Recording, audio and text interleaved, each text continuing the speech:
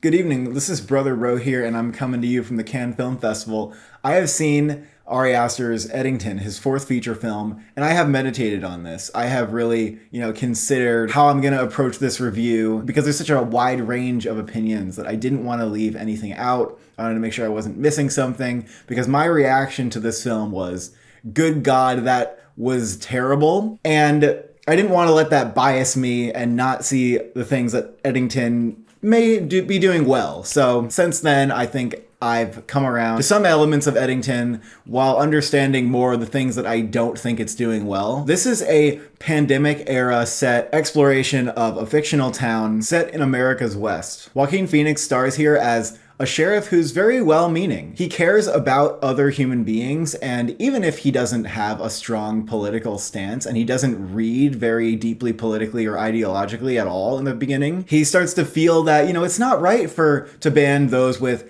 asthma from entering a grocery store because they don't want to wear a mask. I liked the way this film started. I think it sets us up in that kind of mindset where we had so little information in the beginning of the COVID pandemic, and we made some very sweeping and large decisions as to how we were going to approach this thing very quickly, and based on not knowing all that much, not having like a study for to back up every single decision we were going to make, including, mask enforcement, social distancing. Like, these were all best guesses. So I have empathy. I can understand how somebody gets thrown into that era and just feels confused and like, this is going a step too far or whatever. There is really a lot to mine about that situation, putting human beings into that kind of paradigm. So Joaquin Phoenix decides to run against the mayor of the town, played by Pedro Pascal. And Pedro Pascal comes across as an elitist technocrat who is hoping to build a data center in the town of Eddington and seems to be very intent on convincing everybody that this is the right move. That kind of did resemble like the left wing for me. I mean, it's a general stereotype that like left wingers are these coastal elites, and it's their job to like tell others what to do and how to do it to best benefit themselves because, maybe they just aren't informed enough or smart enough to know better themselves. All of these pieces make it sound like we could have a really interesting film here. It could be an interesting exploration of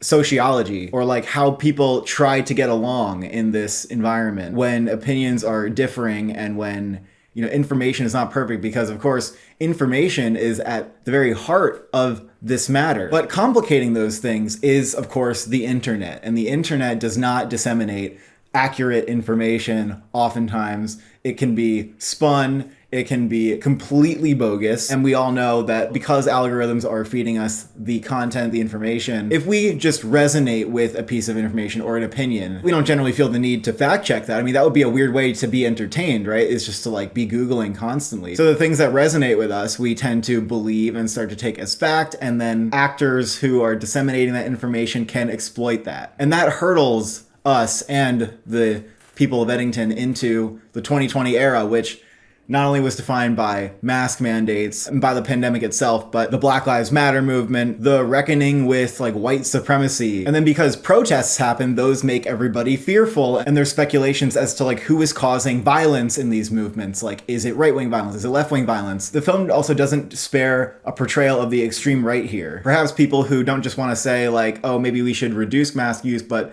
hey, maybe this virus like isn't happening whatsoever. So at this point, like, I like everything that's going on.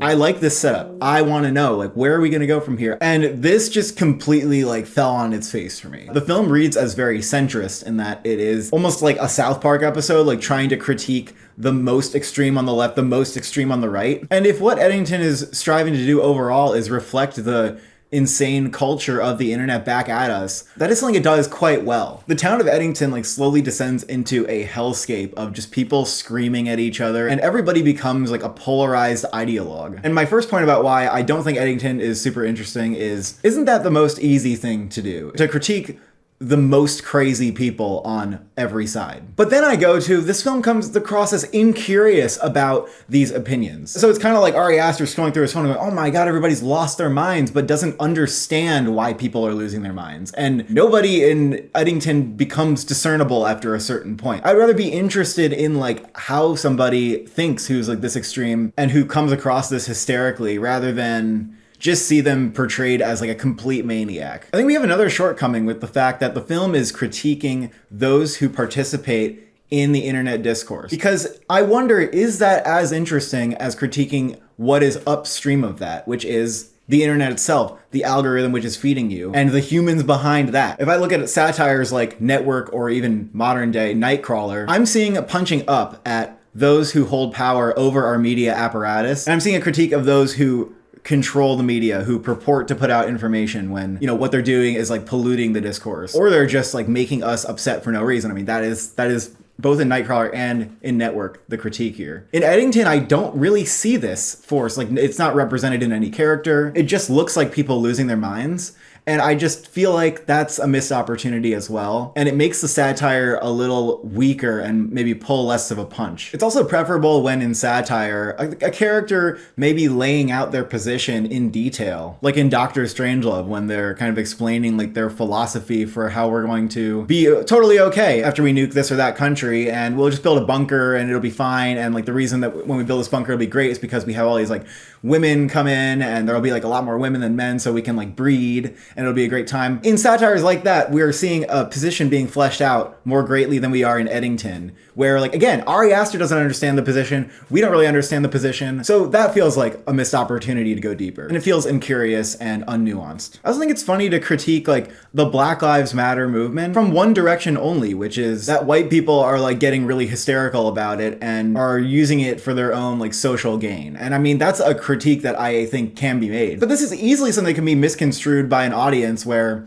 if that is like the main critique of BLM, we're not really being careful at that point. Again, I'd rather have someone critique BLM from kind of the inside or from understanding it rather than feeling like this is a critique from somebody who doesn't understand it, is confused by people's response. Now, I probably could have dealt with all of this being a little bit messy and kind of staying the course. But where I think Eddington also falters is we lose the characters in like a second. Joaquin Phoenix, I've kind of described him as somebody who you could see as being potentially reasonable. And, you know, about halfway through this movie, like this completely stops. The character became unrecognizable to me, and I think he was just turned into a pawn through which Ari Aster could tell the story of like a world just burning down. And that was the point that frustrated me. From then on, I didn't recognize any of the characters. I didn't know why we were telling this story. It felt like, okay, well at this point, it's just totally easy. Like you've made everything into black and white just so that you can say, oh my God, look at how like crazy the world is. The world's not actually full of crazy ass people. Like maybe when you open up your timeline, it's like that. Maybe some people are like that, but generally interfacing with people is not like this. That's how the film kind of does work, as just portraying the social media hellscape in a simulation, like as though that were everything. But at that point, I'm just checked out. Like, I know where that goes. I don't think it's interesting. I guess the final piece of my critique is that this film muddies the waters. Not only do we not understand the perspectives of like the radical left and right in this film, but by the end, it appears to like blend them together in a way that was just unrecognizable to me. And at that point, I was like, what are we critiquing at all? If we're just blending everything together and just saying it is all part of this sludge. And then we're feeding that sludge to the audience as though we're still doing like a critique of society, when at that point it doesn't mirror society at all. I'm not sure this film does have a perspective except like, hey, the world's gone crazy and I don't understand it. It almost feels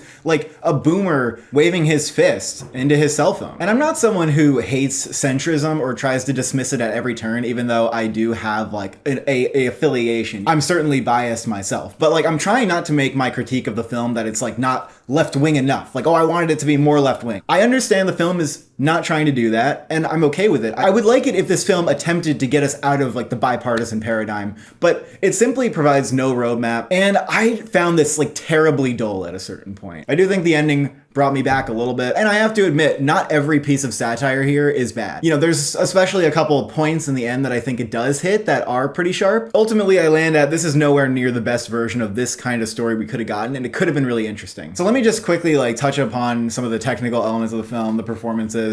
I really liked Joaquin Phoenix here. This is his second collaboration with Ari Aster, and it's going great. It's going great. He's really fun. Pedro Pascal, I loved his interpretation of this character, and I think he absolutely nailed the body language and the cadence of his voice. Emma Stone's a little bit underutilized here. Like, it could have been anybody playing this role. Austin Butler is also, you know, he's a little fun in it, but I would have liked to see more of that character. The cinematography here is at times strong, but I don't think it was as impressive as Beau is Afraid. And in general, on a craft level, I don't think this film is quite as impressive as that. But it's also not trying to like be as ambitious. I thought the score was just okay, like not particularly notable. Perhaps the biggest element on display here is the production design, bringing a American Western to life in a way that we're not really used to. And I think Eddington as a town is rendered really well. I know you're gonna see Eddington anyway. I don't want to discourage you from seeing it. And I'm really curious to read more opinions about this. Even though this film frustrated me and disappointed me in some ways, I am really curious. What the hell is Ari Aster going to do next? Like, we just cannot predict it at this point. Oh, and I almost forgot. I would give this a 4 out of 10. Thank you for watching. Thank you for subscribing. Did you become an extremist during COVID?